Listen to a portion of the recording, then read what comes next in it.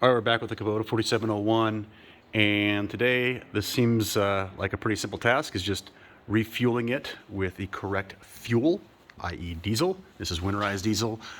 It is getting pretty chilly out here. What I will say is that you can see that the fuel fill is on top of the tractor itself.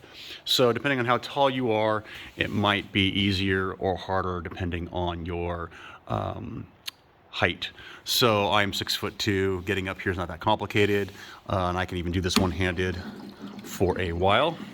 We can see the fill tank's got this nice little lip on here. It kind of sits on the intake there, and I can actually just, with fair ease, fill the tank.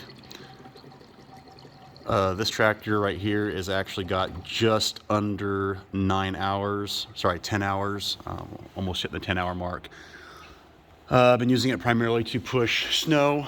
Been actually using it quite a bit, and as you can see, it's pretty clean. This just does a pretty good job. One thing I will say is that the snow push on this tractor, while it's an amazing way to move snow, it does have a rubber edge. This rubber edge is not a cutting edge, it is more of a squeegee. So when it comes to moving snow, great. Wet snow, fluffy snow, kind of in between, it works well. Cutting ice, no bueno, does not work really at all. So keep that in mind when you're buying a box, snow push box with a rubber edge. It is great. I use rubber edge because I do have an asphalt drive. So I want to try to protect that as much as possible. And the bucket, I have used the bucket a little bit, the loader bucket on the asphalt, but what I will say is that you could damage it that way if you're not careful. So I've been trying to be careful with that. I do have the chains on. Again, it is wintertime here. The reason I had the chains on is that 2 days ago that was a solid sheet of ice.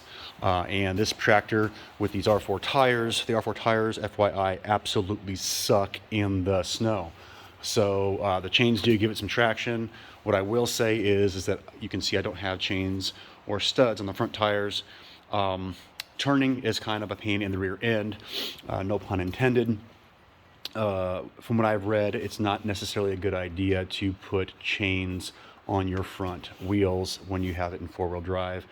I've heard folks say that that's from the manufacturer. I've heard other folks that they've damaged their tractors doing that. What say you? Go ahead and put your comments in below.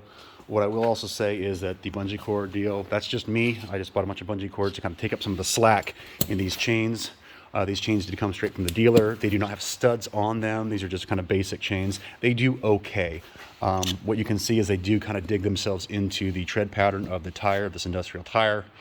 And they don't quite get lost, but you can see they do sit kind of flush. So when the more weight you have back here, these are filled with ballast, these tires. I probably should have some more weight back here to put some more pressure down onto the ground and to actually take full advantage of these chains. But the chains definitely do help me go forward. They do not do anything for me when it comes to turning. So this tractor has been a lifesaver thus far, mainly helping me in my back when it comes to moving snow. I've moved snow using four-wheelers. I've moved snow using snow blowers before. I've also used snow doing it manually and all the above. The tractor obviously is a much larger piece of equipment. What I will say is that when you get a load of snow up here, especially wet snow, the distance of your load from the tractor and your steering, and then the actual power that you're getting from the rear wheels, it makes moving and turning extremely difficult, regardless if you have it on ice or snow or just asphalt. So because the tractor, unlike a skid steer, has a load out here, you're going to find it more difficult going long distances, building up a large amount of snow and trying to maneuver. So find a good track, try to go as straight as possible. My drive has got quite a few curves in it. That's a pretty mild curve. I have some more curves over there, so I do this loop that goes around here. And again, it can be challenging, especially with these R4 tires.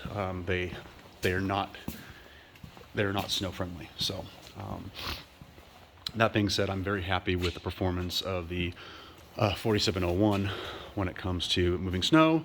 Also use this to move hay, and it does a really good job with that too. So, all right, just wanted to give a quick update on how it's working with the snow. Obviously having to refuel it, something you have to do. You got to feed the beast, right? Feed the beast, keep it happy. Winterize diesel, right? Because diesel can gel up if it gets too cold. So either put an additive in it or buy it winterized. And stay safe up there, guys.